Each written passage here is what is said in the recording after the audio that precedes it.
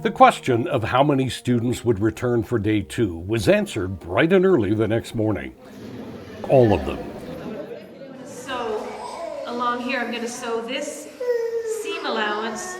Out of more than 100 people who applied to be in this program, the 15 that were chosen knew that it was an opportunity to improve their lives, to help their families, so there was no turning back.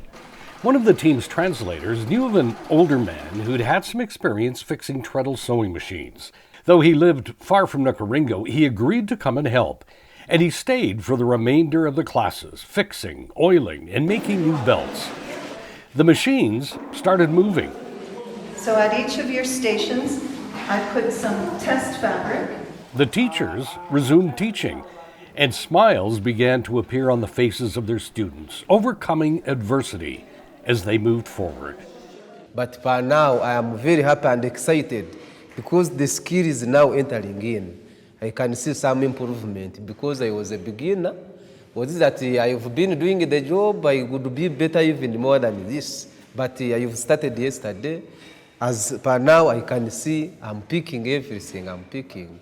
Amelie, one of the quietest students in the class, was determined that nothing was going to stop her after she made that very first little bag in the class. I'm now okay. I know how to make like that kabaga. But now I don't have any problem. And it was super quiet, and it's hard because sometimes those people get lost, but she'd just quietly work away. She'd put her hand up when she had questions, and always thanking me for the help, and then ready to show me that she had done it right.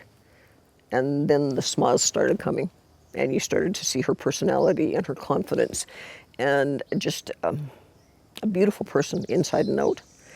Hard worker, determined, wants to do it. I'll be successful. Unlike most sewing programs, some of these students had other responsibilities that couldn't be ignored. Leaving their babies at home was not an option. They had to be fed and changed. Cue Angela and Chris. Angela, a grandparent, and Chris, about to be one, came to the rescue, allowing the mothers to learn. Catherine struggled with the sewing machines at the beginning, unsure if she would ever have success. She was a prime example of determination and resilience. The way I started is not the way I'm still now, because I'm trying every day and every day.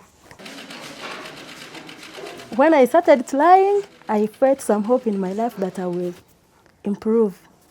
You know, it was apparent that Catherine had the weight of a lot of expectations on her shoulders.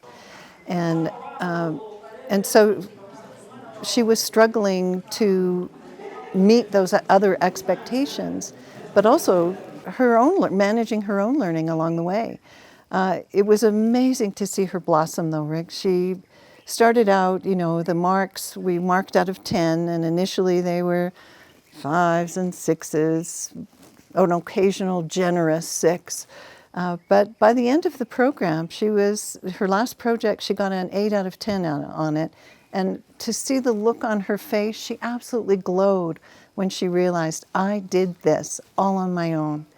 It was really heartening. Gift, another neighbor of Catherine's, has a clear goal in mind of what she's going to do with her newly learned skills. She's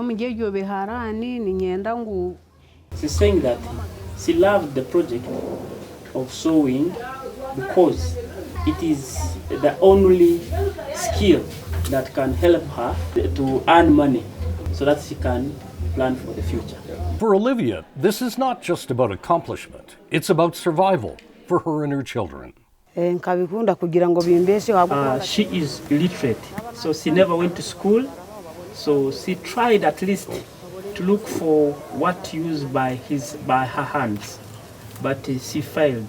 But when this chance came, she decided to use it properly so that she can earn a living and also to help her children to go to school.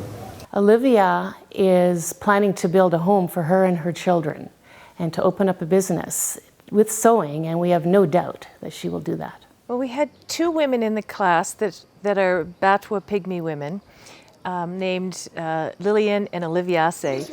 Lillian is in her late 30s and full of sass. She came in confident and full of sass and delightful. And then Oliviace, she's the drummer for the group that does the performances here. Also a real extrovert with a giant smile. And they came in at the beginning of the course and, you know, like all the other students. But after the first couple of days, they were not doing all that well, to be honest. They just didn't seem to be picking it up. They had a lot of machine problems. They weren't able to troubleshoot. Their sewing was not going well. So I was pretty concerned that, because they're a group that really is being encouraged to learn a trade or learn to help themselves with economic prosperity. As the days went on, in particular, Oliviace really surprised us. She's a good listener, and her sewing skills picked up tremendously in the last few days, really. It wasn't until the last few days that I really saw that she's going to be good. It took a while, I got to say, but you know, she's there. She's really done well. Lillian also has improved her skills. She's a little bit more slapdash, though, does things her own way, but she's learned and she knows what good sewing looks like, and she will do it in her way, and that's great. This project has taught me something, that it's possible.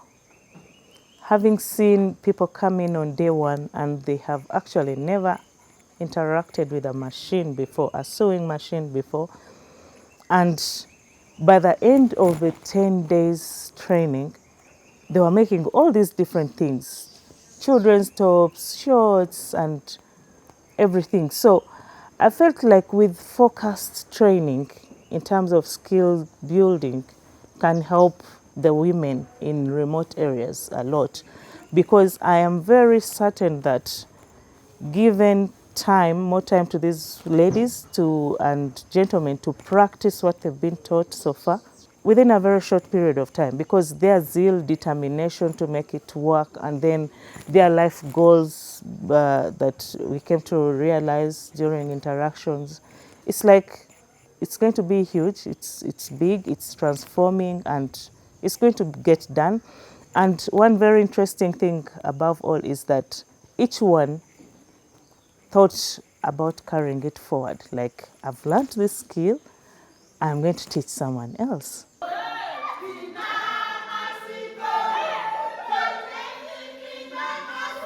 On the last day of the sewing program, students were finishing their projects, showing their work to Lydia Mapanga, the visiting founder of the Gorilla Junction Foundation, their teachers, and their fellow students.